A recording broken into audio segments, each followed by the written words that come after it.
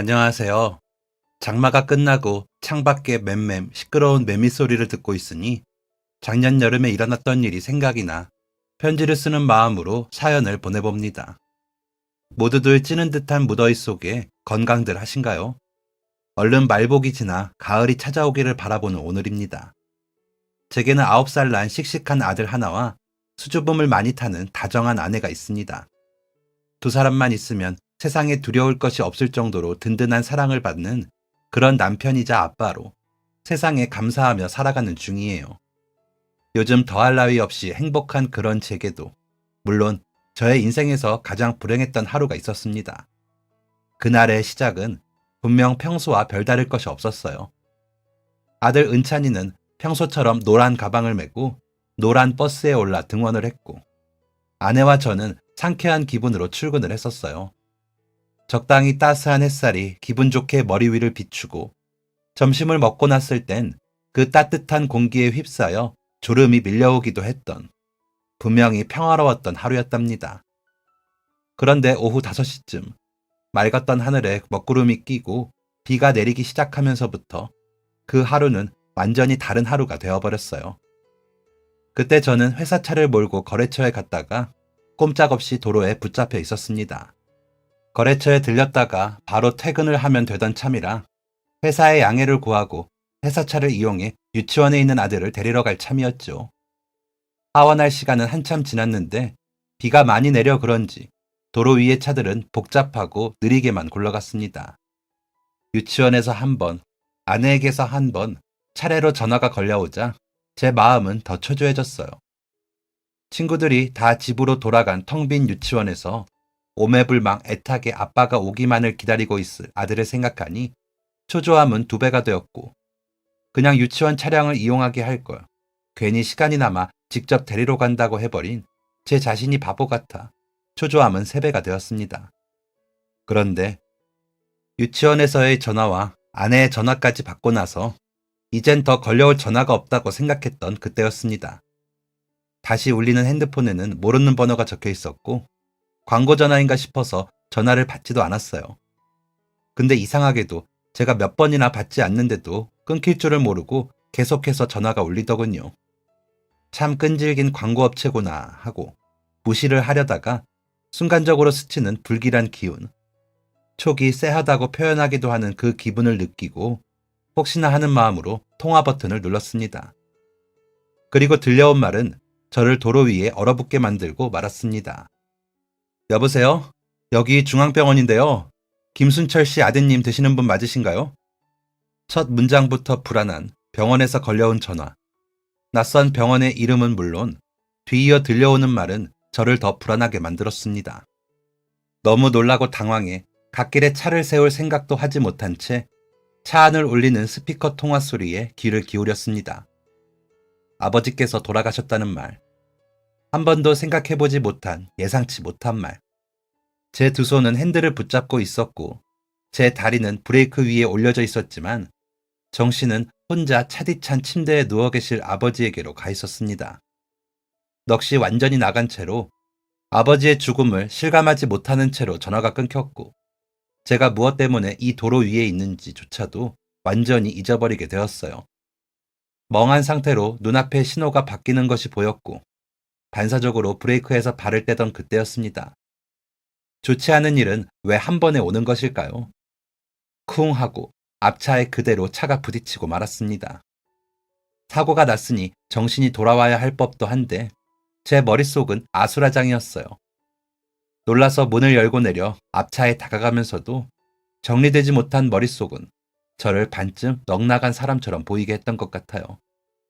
제가 갖다 박아버린 앞차에서 60대로 보이는 한 아저씨께서 문을 열고 내리셨고 저는 정신없이 제 얼굴을 양손으로 문질렀습니다. 정신 차려야 해 하고 생각하는 제 정신은 온전하지 못했었죠. 실수를 하고도 죄송하다 먼저 말하지도 못한 채 멀뚱멀뚱 그 어르신의 팔만 붙들고 서 있었으니 말입니다. 그런데 그런 정신없는 제 정신을 깨운 건 그 어르신이었습니다. 괜찮아요? 다른 말도 아닌 괜찮냐 묻는 그 한마디가 제 눈에서 거짓말처럼 눈물을 쏟아지게 했어요. 눈물을 콸콸 쏟아낸 것도 아니고 딱 한 방울 흘러내 보낸 것뿐인데 거짓말처럼 정신이 돌아왔습니다. 그제야 늦은 사과를 꾸벅 드렸어요. 죄송합니다. 죄송합니다. 제가 못 봤습니다. 어르신은 우산도 쓰지 않고 차 밖으로 기어나온 제게 손수 우산까지 씌워주시며 괜찮으니 보험사에 연락부터 하자고 하셨습니다. 주머니에 핸드폰을 꺼내 제 차가 무슨 보험사였는지 정신을 더듬는데 문득 이 차가 제 차가 아닌 회사 차라는 사실이 떠올랐습니다. 미치겠다. 속으로 생각하며 좌절했어요. 일을 보고 곧장 회사로 돌아가는 길도 아니고 아이를 데리러 가다가 일이 이 지경이 됐으니 큰일이었습니다. 큰일 났다는 생각에 보험사에 연락하지 못하고 우물쭈물 고민을 하고 서 있으니 어르신이 말씀하셨어요. 회사 차냐고. 단박에 알아맞추는 어르신이 신기하다기보다 너무 죄송해서 어쩔 줄을 모르겠더군요. 제가 처한 상황이 어떤 상황인지는 중요하지 않았다고 생각했습니다. 저와 전혀 상관없는 멀쩡하게 출발하던 차를 들이받아 버렸으니 무조건 죄송한 상황이었어요. 죄송합니다. 그래도 일단 회사에 연락을 해야겠다는 생각에 연락처를 뒤지고 있는데 어르신께서 제 앞으로 지나쳐 가시더니 제가 몰고 온 회사차의 앞범퍼를 요리조리 살피셨습니다. 그러고는 이해가 가지 않는 말씀을 하셨어요. 차는 괜찮고 청년 몸은 괜찮아요? 내 차는 내가 수리하면 되고 나도 몸은 멀쩡해. 무슨 일인지는 몰라도 정신이 없는 것 같아서 하는 말인데 여기서 조금만 더 가면 공터 있어요. 거기서 차 세워두고 정신 차린 후에 그렇게 다시 출발해요. 회사에 사고 났다고 연락하기 어려울 거 아니에요? 괜히 긁어부스럼 만들지 말고 내 말대로 좀 쉬다가 돌아가요. 내 차는 괜찮으니까 없던 일로 하자고. 분명 제 눈으로 봤을 땐 회사 차엔 문제가 없어도 그 어르신의 차 뒷범퍼가 망가진 상태였습니다. 아무리 힘든 상황이라도 이건 아니다 싶어 아니라고 회사에 연락해서 보험 처리해드리겠다고 말씀을 드렸어요. 그런데도 어르신은 꽤나 단호하셨습니다. 지금 차가 중요한 게 아니지 않느냐고. 지금 거울로 청년 얼굴이 어떠한지 한번 보라고. 무슨 일인지 모르겠지만 지금 제일 급한 것부터 먼저 해결하라고. 자기는 진짜 괜찮다는 말씀을 덧붙이셨습니다. 그렇게 말씀하시니 어떻게 해야 할지를 모르겠더라고요. 정신이 너무 혼란스러웠어요. 그래서 어르신 말씀대로 우선 진정을 하고 다시 연락을 드리겠다고 연락처를 받고 차에 올랐습니다. 어르신은 비 맞지 말라고 정신 똑바로 차리라고 말씀을 하시고는 유유히 사라지셨고 저는 알려주신 공터에 차를 주차하고 앉아 정신없는 머릿속을 하나둘 정리했습니다. 우선 아내에게 연락을 해야 했어요. 아버지께서 돌아가셨다고 말입니다. 저처럼 밖에 나와 업무를 보는 중이던 아내는 지금 당장 제 쪽으로 오겠다고 전화를 끊었어요. 저는 다시 한번 유치원에 전화를 걸어 선생님들께 사정을 말씀드리고 양해를 구했습니다. 곧이어 아내가 제가 있는 쪽으로 도착을 했고 아내와 함께 아이를 데리러 가게 됐어요. 회사에 도착해 차를 반납하고 제 차에 시동을 거는데 자꾸 눈물이 나와 결국 운전대는 아내가 잡았습니다. 그렇게 저희는 그대로 집으로 가지 못하고 아버지께서 계신 병원으로 향했어요. 왜 집에 안 가고 병원에 가느냐고, 아빠는 왜 우는 거냐고 묻는 아들에게 뭐라고 설명해야 할지를 몰라서 두 눈을 꼭 감고 울음을 삼키는 것에만 집중해야 했습니다. 평소 저희 아버지께서는 아주 건강하셨어요.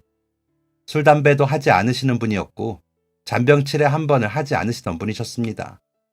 그런데 하루아침에 갑자기 돌아가시다니 믿을 수가 없었습니다. 병원에 도착해서 아버지의 사인을 들었을 땐 산다는 게 얼마나 허무하고 허탈한지 뼈저리게 느낄 수 있었습니다. 동네 정자에 누워 가만히 낮잠을 주무시던 아버지께 소리 없이 심장마비가 온 것이었어요. 실감나지 않는, 받아들이기 힘든 시간은 느리고 느리게 흘러갔습니다. 고통에 울부짖는 여동생과 저를 아내는 지극정성으로 돌봐주었어요.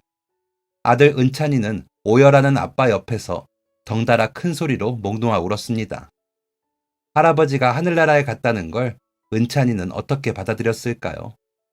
철없이 아들 앞에서 엉엉 울던 제가 미안하기도 하면서 그런 아들을 보며 속상해하실 아버지를 떠올리면 그게 또 죄송했습니다. 바쁘게 사느라 이 핑계 저 핑계로 자주 찾아뵙지 못했던 것이 그렇게 후회되고 속상할 수가 없었어요. 정말 시간을 되돌리고 싶었습니다. 그렇게 되돌리지 못한 시간은 야속하게 흘러 현실감 없던 장례식도 끝이 났습니다. 장례식을 마무리하면서도 여전히 눈물을 그치기 힘들었어요. 계속 힘들어하는 게 아내에게 미안했습니다. 그걸 지켜보는 아내가 더 힘들 것이라는 걸 잘 알기 때문이었죠. 아빠가 울면 따라오는 아들과 그런 두 부자를 보며 힘들어도 내색 못할 아내를 생각하며 애써 슬픔을 이겨내야 했어요. 그리고 어느 정도 마음이 진정이 되었을 때 그때의 사고가 다시 떠올랐습니다. 그렇게 헤어지고 나서 다음 날이라도 몸은 괜찮으신지 한 번 더 연락을 드렸어야 했는데 장례를 치르느라 연락을 드리지도 못했었어요. 전화를 드렸는데 받지 않으시기에 한자 한자 마음을 담아 문자를 써내려갔습니다. 안녕하세요, 선생님. 저는 얼마 전 선생님 차를 사고 낸 차주인입니다. 정말 죄송합니다. 그때 그렇게 사고를 낸 것도 이렇게 늦게 연락을 드리는 것도 모두 죄송합니다. 저 때문에 많이 놀라고 황당하셨죠. 정신을 꼭 붙들고 운전대를 잡았어야 했는데 피치 못할 사정이 있어 해서는 안 될 짓을 했습니다. 정말 죄송합니다. 혹시 몸 불편하신 곳은 없으신지 해서 연락드립니다. 죄송합니다, 선생님. 문자를 보내고 시간이 흐르는 동안 마음이 초조해져 갔어요. 한참을 기다려도 답장이 오지 않았기 때문입니다. 혹시 어디가 편찮으셔서 병원에라도 계신 것은 아닌지 너무 신경이 쓰였어요. 몇 시간이 더 흘렀을까요? 한참 뒤에야 그분에게서 답장이 왔습니다. 괜찮아요. 일하다 보면 그럴 때도 있죠. 내가 문자가 서툴러 답이 늦었어요. 쏘리, 신경 쓰지 말아요. 괜찮다는 말과 일하다 보면 그럴 수 있다는 그 말씀이 저를 더 죄송하게 했습니다. 그래도 어디 편찮으신 건 아니라는 생각에 마음이 놓이면서도 보험 처리를 해드리지 못한 것이 또 마음에 걸렸어요. 신경 쓰지 말라 하셨지만 다시 문자를 보냈습니다. 죄송합니다. 차 수리비 견적 나오면 꼭 연락 주시겠어요? 정말 죄송했습니다. 꼭 연락 주세요, 선생님. 그렇게 연락을 기다리기만 하면 될 줄 알았는데 제가 문자를 보내자마자 전화가 걸려왔습니다. 번호를 보니 그 어르신이셨어요. 어르신의 첫 마디는 미안합니다 였습니다. 미안합니다. 내가 문자로 답장하려니 너무 답답해서. 이봐요, 젊은 청년. 회사 생활하다 보면 이런 일도 저런 일도 있는 거예요. 나도 너무 잘 알지. 젊었을 때 봉고 모는 일을 했었는데 사고 나고 무지 힘들었어요. 몸이 힘든 것보다 마음이 힘든 게 더 고통이잖수. 내 그 마음 모르는 게 아니라서 이렇게 전화 걸었어요. 비도 많이 오던 그날 사고 내고 나서 얼마나 마음 졸이며 걱정을 했겠어요. 그러니 이렇게 다시 연락이 왔겠지. 그 마음 알아요. 차는 이미 수리 맡겼어요. 근데 내가 청년한테 돈을 받고 싶지가 않아요. 회사 생활 시작한 지 얼마 안 되었을 텐데 갑자기 수리비로 큰 돈을 쓰기가 쉽지 않잖아요. 나도 그런 젊은 시절을 살아봤고 내가 정말 괜찮아서 그러니 더는 마음 쓰지 말아요. 대신 다음에 세월이 흘러 청년이 나와 같은 상황을 겪게 되거나 어려운 상황에 처한 사람을 보게 된다면 오늘을 잊지 말고 청년도 또 다른 그 청년을 한번 용서해 주기로 해요. 며칠 전 사고는 없던 일이다 생각하고 잊어버리세요. 그날 힘든 일이 있었지요. 나이를 먹으니 그런 것쯤은 그냥 얼굴을 보기만 해도 다 보이더이다. 무슨 일인지는 몰라도 힘내고 일어나자고요. 꼭 힘냈으면 합니다. 어르신의 따뜻한 말씀에 터져나오는 눈물을 참을 수가 없어 서둘러 전화를 끊었습니다. 죄송합니다. 감사합니다. 같은 말만 반복하며 나중에 어르신께도 이 은혜를 꼭 갚겠다고 말씀드렸어요. 그랬더니 어르신은 서둘러 전화를 끊으려는 저를 붙잡고 말만 들어도 고마워요. 미리 수없이 감사 인사를 받았으니 그걸로 충분합니다. 그러니까 꼭 힘내서 일어나기 약속. 그리고 혹시나 나중에 나한테 뭘 갚겠다고 연락하거나 찾아오지 않기. 혹여 또 연락하면 그땐 돈 모조리 받아버릴 겁니다. 나도 좋은 일 했다고 생각하고 혼자 마음이 따뜻해졌으니 서로가 좋은 거라 생각해버려요. 내 배려를 배려로 남길 수 있게 꼭 약속해요. 라고 덧붙이셨습니다. 아버지께서 돌아가시고 수없이 들었던 힘내라는 말 중에 이상하리만큼 가장 힘이 나는 말씀이었어요. 난생 처음 보는 낯선 어른에게 받았던 그 위로는 두고두고 제 마음에 큰 힘이 되었고 그 어르신의 따뜻한 배려 때문이었는지 저는 전보다 조금 더 힘을 내어 아버지를 잃은 아픔으로부터 한 발짝 멀어질 수 있었습니다. 세상을 떠나신 아버지만큼이나 제가 사랑하는 가족이 아직 제 곁에 남아있으니 힘들어도 좌절해도 결국 일어나게 되더라고요. 그렇게 시간은 흐르고 흘러 아들이 8살이 되었어요. 초등학교에 입학한 아들은 제법 까불기도 하고 감정을 잘 표현하기도 했습니다. 언제 이렇게 훌쩍 커버렸는지 아들을 보고 있으면 빠르게 흐르는 시간이 야속하기만 했지요. 그러던 어느 일요일, 약속이 있어 아침 일찍 지인을 만나러 아내가 외출을 하고 아들과 저는 둘이서 맛있게 김치볶음밥을 해 먹었었어요. 창밖의 날씨는 화창했고 뜨거운 열기가 들어오는 창문을 닫아둔 채 에어컨을 켜고 둘이서 나눠 먹는 김치볶음밥은 꿀맛이었습니다. 아들 은찬이는 볶음밥에 햄 대신 참치를 넣었다고 시무룩해했지만 한 입 먹어보고는 맛있다고 그릇을 싹 비워주었어요.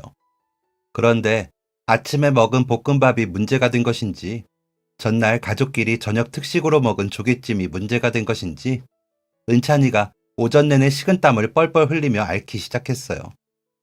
힘없이 축 처져 물도 마시기 싫다고 엄마는 언제 오느냐고 눈물이 그렁그렁해서 누워있는 아들을 보니 병원으로 가지 않을 수가 없었습니다.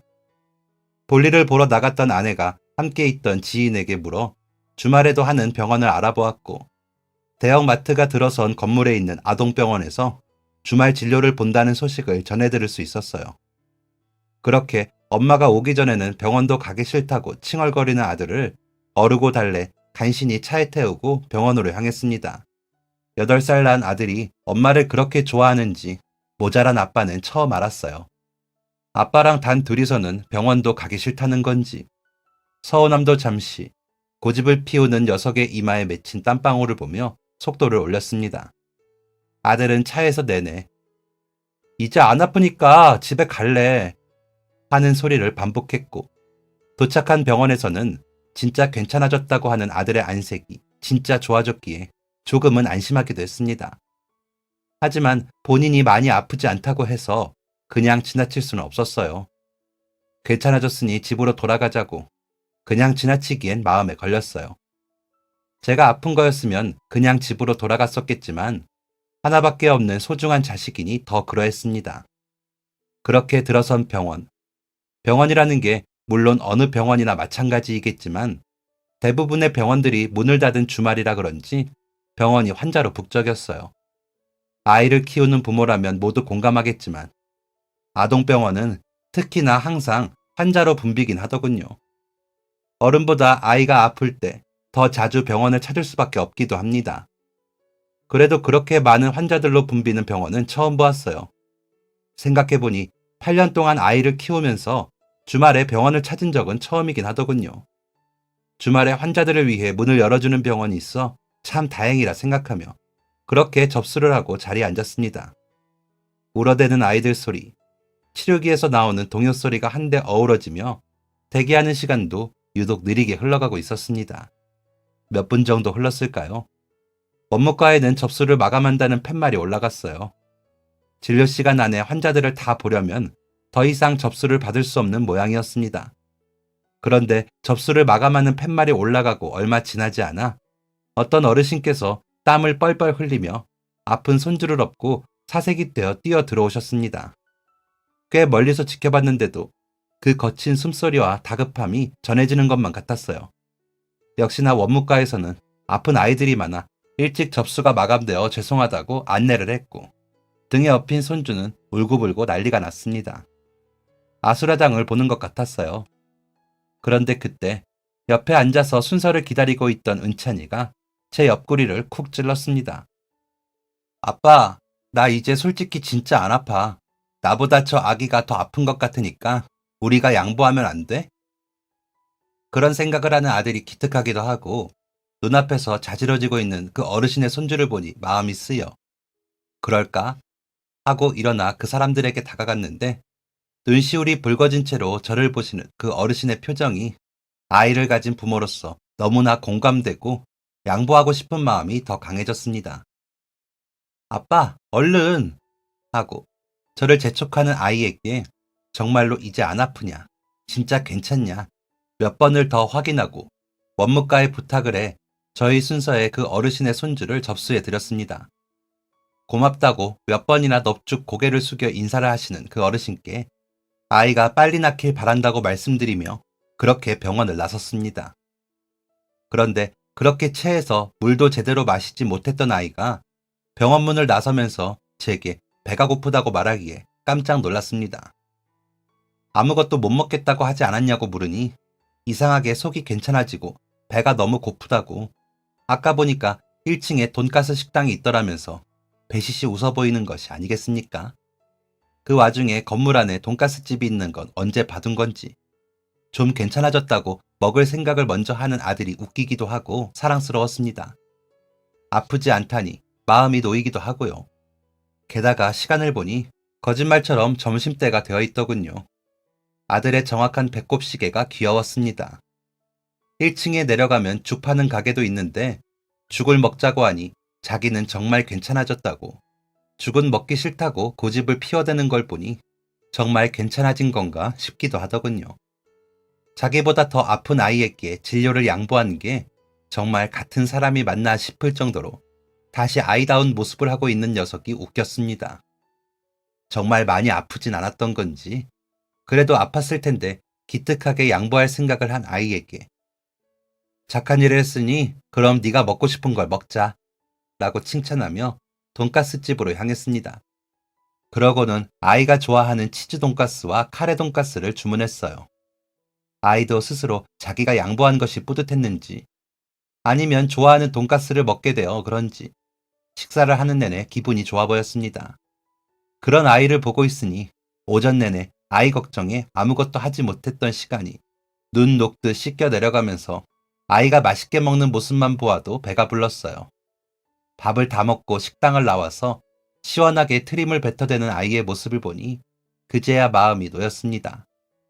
아이는 트림을 하고 나서 스스로 깜짝 놀라더니만 이내 손뼉을 치며 좋아했어요.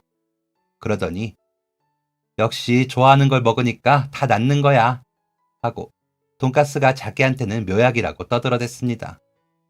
사실 진료를 양보하고 나오면서도 오전 내내 아파했던 아이의 모습 때문에 영 마음이 좋지 못했는데 좋아하는 돈가스 하나로 낫게 되었다니 정말 다행이지 않을 수 없었습니다. 아이가 엄마한테 당장 자랑하고 싶다고 아내에게 전화를 걸어 주저리 이야기를 했더니 칭찬을 받은 건지 입이 귀에 걸렸어요. 그러면서도 여전히 걱정하는 마음이 남아있는 아내는 저와 통화를 하며 진짜 괜찮은 거냐고 몇 번이나 되물었습니다. 걱정하는 마음이 가득한 아내에게 이제 은찬이 체하면 무조건 돈가스 먹여야 할지도 모른다고 농담을 건넸어요. 아내는 그 말을 듣고 여전히 걱정하면서도 살며시 웃으며 말했습니다. 우리 애는 내가 제일 잘한다고 생각했는데 은찬이한테 그런 면이 있는 줄은 꿈에도 몰랐네. 저녁에는 은찬이 좋아하는 떡국 끓여줘야겠다. 마트 들려서 다른 거 말고 떡국 떡이랑 은찬이 좋아하는 과자 몇 개 사와요. 나도 이제 거의 다 와가. 아내와 전화를 끊고 아이의 손을 잡고 건물 안에 있는 마트로 향했습니다. 먹고 싶은 과자를 마음껏 고르라고 했더니 은찬이는 신이 났어요. 저도 저녁으로 좋아하는 떡국을 먹을 생각에 신이 났고요. 아내가 해주는 떡국은 은찬이와 제가 가장 좋아하는 음식입니다. 그렇게 마트에 들러 과자와 떡을 사서 집으로 돌아가기 위해 주차장에 내려갔습니다. 그런데 차에 아들을 태우고 트렁크에 장본 짐을 싣고 운전석으로 가려는데 누군가 저를 부르며 다가왔어요. 조금 전 진료를 양보했던 손주를 업고 계시던 그 어르신이셨습니다. 덕분에 우리 손주 진료 잘 받고 치료받고 갑니다. 정말 감사했습니다. 아들은 괜찮아요? 아파서 병원에 온 것일 텐데 우리한테 양보하느라 진료도 못 받고 가서 어떡하지요? 손주 치료받고 나니 이제야 그게 마음에 걸려서. 아픈 손주를 업고 얼마나 마음을 쓰셨는지 치료를 받고 나왔는데도 어르신의 얼굴엔 땀방울이 송글송글 맺혀 있었어요. 아직 어르신조차 숨을 고르지 못한 상황에서 저희를 다시 마주쳐 또 정신없이 마음을 쓰시는 모습이 안타깝고 괜히 죄송스럽기까지 했습니다.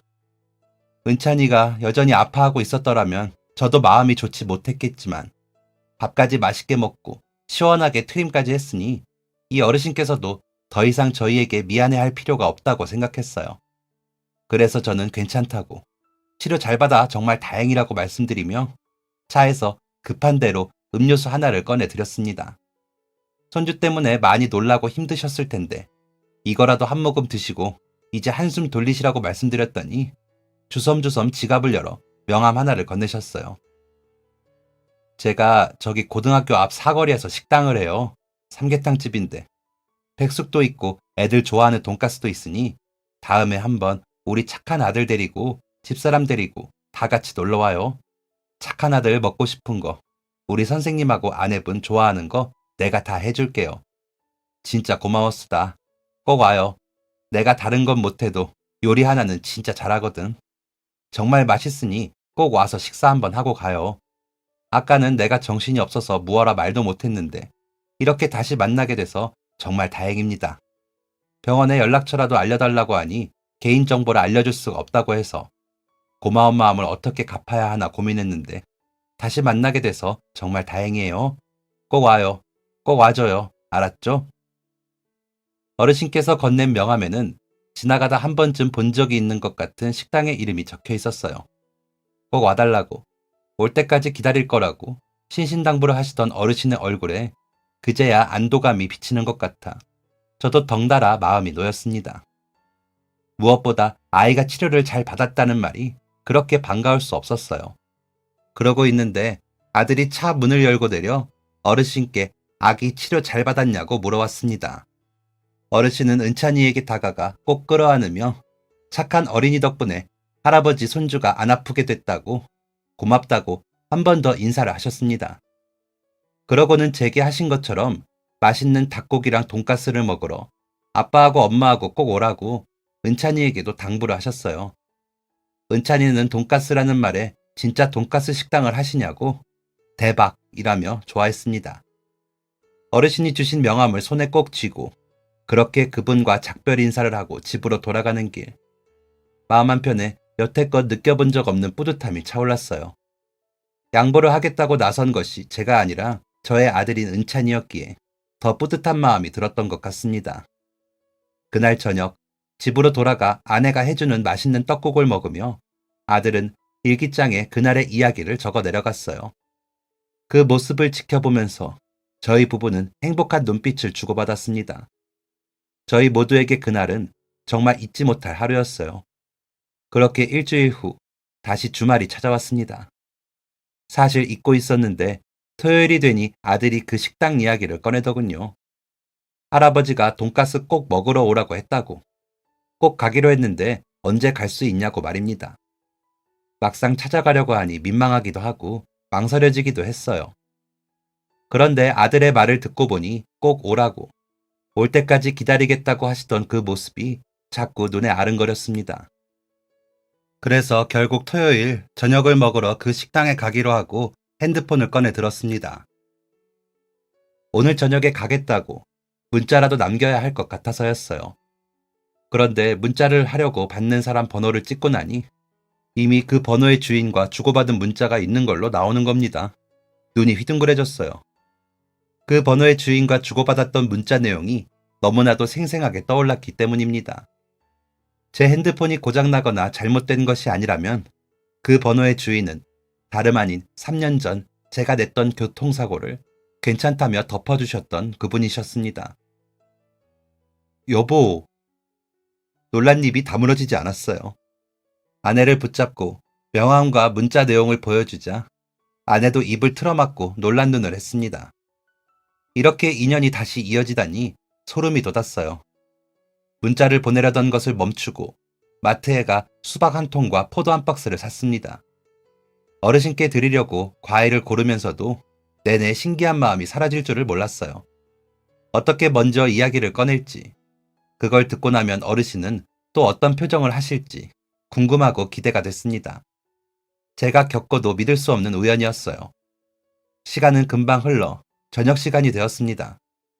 너무 바쁜 시간에 가는 건 예의가 아닌 것 같아 배고프다는 아들을 어르고 달래 평소 밥을 먹던 시간보다 2시간 늦게 천천히 식당을 찾았어요. 한산한 주차장에 주차되어 있는 익숙한 승용차 한 대, 차종과 차량 넘버를 보니 그때의 기억이 새록새록 떠올랐습니다. 잊을 수 없는 차량과 번호 그대로였어요. 얼마나 감사했었는데 주차장에서 진작 알아보지 못했던 것이 죄송스럽기까지 했습니다. 식당 문을 열고 들어가자 테이블에 앉아 계시던 어르신께서 저와 아들을 알아보시고 벌떡 일어나셨어요.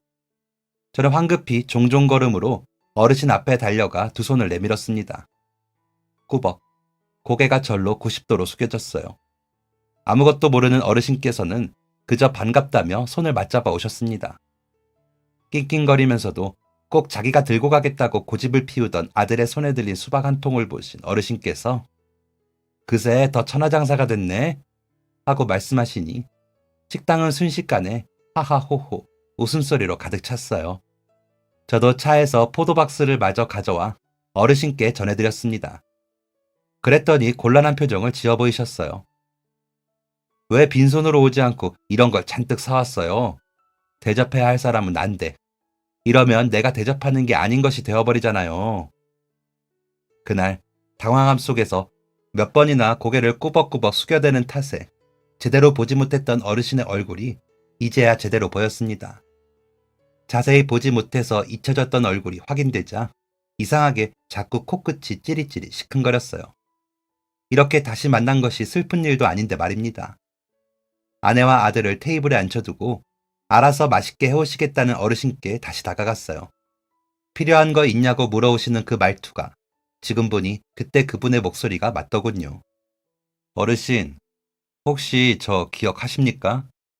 저 3년 전에 어르신 차량 사고 내고 어르신께 도움받았던 그 청년입니다. 괜히 고백을 하는 것 같은 기분, 떨리는 마음만큼이나 목소리도 같이 떨려왔습니다. 제 말을 듣고 처음에는 어리둥절 하시던 어르신도 몇 초 기억을 더듬으시더니 아! 하고 놀란 얼굴이 되셨어요. 그러고는 저와 같이 반가운 마음이 드셨는지 다른 말씀은 하지 못하시고 연신 제 팔과 어깨를 만지며 어떻게 이렇게 만나냐고 같은 말씀을 반복하셨습니다. 저도 처음에는 몰라뵀다고 식당에 오기 전 문자를 드리려고 번호를 입력해보니 그때 저를 도와주셨던 감사한 그분이 어르신이시더라며 너무 신기하고 반가워서 저도 몇 번이나 번호를 다시 확인했다고 말씀드렸습니다. 가만히 있어봐. 그냥 젊은 청년인 줄 알았는데 저리 큰아들이 있었어요. 기특하고 반가워서 이를 어쩌나. 나 진짜 너무 놀라서 심장이 떨리네. 어떻게 이런 인연이 다 있을 수가 있을까? 어르신께서 하시는 말씀은 내내 제가 했던 생각과 같은 생각이라서 저도 가만히 고개를 끄덕이고 연신 정말 반갑습니다 어르신 하는 말만 반복해서 했어요. 식당에 오기 전 몇 번이고 연습했던 말들이 아무것도 생각나지 않더라고요. 막상 얼굴을 보고 그 이야기를 하니 생각보다 더 떨리고 두근거렸습니다. 덩달아 어르신께서도 함께 반가워해 주시니 두근거리는 심장이 주체가 안 되었어요. 심장이 떨린다며 물 한 잔을 들이켜 마신 어르신은 그러고 서 있지만 말고 얼른 가서 앉으라고 일단 밥을 먹고 이야기를 하자고 부엌으로 서둘러 들어가셨습니다. 아내와 아들이 있는 테이블로 다시 돌아가 어르신의 요리를 기다리는 내내 입꼬리가 귀에 걸릴 듯 웃음이 나왔습니다. 신기하다, 반갑다는 표현만으로는 부족한 기분, 좋은 감정이었어요. 돈가스를 먹을 생각에 신이 난 아들과 그 옆에 앉아 어르신과의 재회에 신이 난 채 얼굴을 보던 아내가 푸스스 웃으며 속삭이듯 말했습니다. 두 남자가 아주 신이 났네. 어르신하고 정말 인연이긴 한가 봐요. 난 오늘 처음 뵀는데도 마음이 푸근하고 따뜻하고 그러더라. 여보, 근데 나 살짝 긴장되는데 이거 자연스러운 거 맞죠? 그러고 보니 식당 안이 시원했는데도 아내의 이마에 땀방울이 맺혀 있는 게 보였습니다. 3년 전 이런저런 일들로 허리띠 바싹 졸라매고 지내던 저희에게 어르신께서 도와주신 그 일은 저뿐만 아니라 아내에게도 감사했을 일이니까. 아내 역시 이렇게 다시 만나게 되는 자리가 긴장되었을 것입니다. 반가우면서도 신기하고 긴장되는 그런 감정 말이에요.